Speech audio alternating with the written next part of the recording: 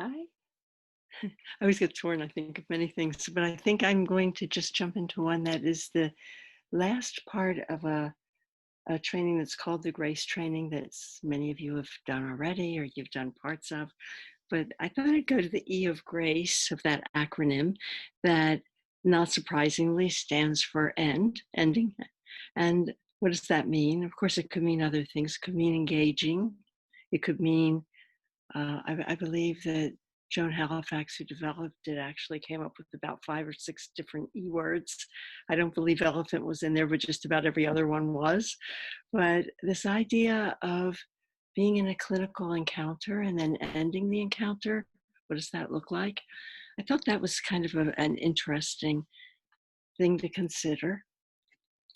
And like the rest of the parts of grace, it's, what can you do on the fly when you're right in the middle of doing your clinical work? And how do you end an encounter? What's that like? So, of course, you're ending an encounter with your person. You do that all the time. And I suspect all of you are quite good at that. You know how, and you're gentle and kind and consider what comes next and help someone know that you're not going to abandon them, which is wonderful. I think palliative care clinicians are especially great at all that. And then there's this other part, and that's what I wanted to suggest you perhaps reflect on a little bit today.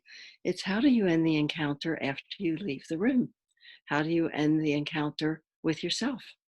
What's that like? And I don't know that we tend to think of that. I think it's kind of a cool practice. So the idea is, let's say you've just walked out of a room or a virtual room or whatever the engagement might be with a patient, with a family member, for that matter, with a colleague, with one of your kids. So you walk out of the room, and then perhaps you might not intentionally, but just sort of reflect back, well, how'd that go? And it might be, oh, it was a great visit. That was a great conversation. Or maybe it was, that really sucked. Or maybe it was, boy, that went south on me. And so there are a lot of ways we can think of these things. So the idea in this case is to pause for a second, allow yourselves to just briefly reflect, how's that? And then if it was great, you go, wow, that was great. I think maybe that worked because I did this or because I didn't do that. Maybe that's a good thing to remember. Or maybe I think that went south on the end.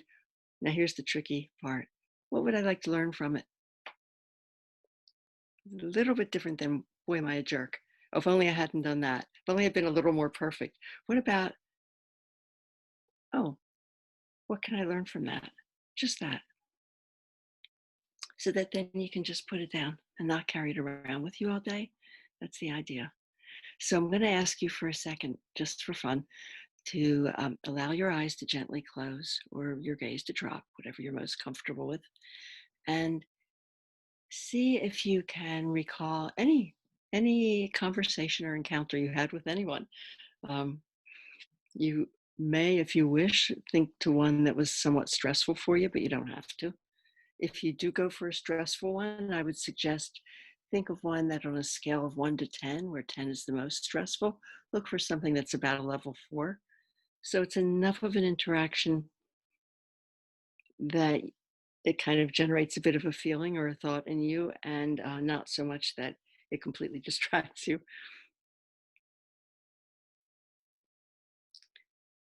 Now, imagining that you've just left the conversation or encounter, and just in your own mind, thinking, how'd that go? How was it?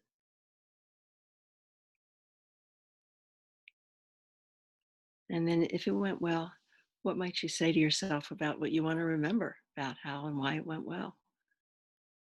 Maybe that went well because I remembered to ask my patient about his stepson in Colorado. Maybe that's why it went well. I don't know. Maybe it went well because I just didn't say anything. Or if you feel like it didn't quite go the way you wanted, in a kind of a pro-social way, remember that word, kind of looking at it in a positive way. What do you hope to learn from it that you will take forward in another encounter, maybe with another person?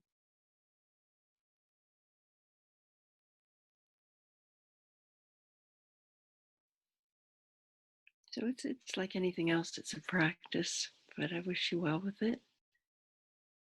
And when you're ready, you could open your eyes. And I hope you can carry this with you in whatever way you would find kind of useful to you.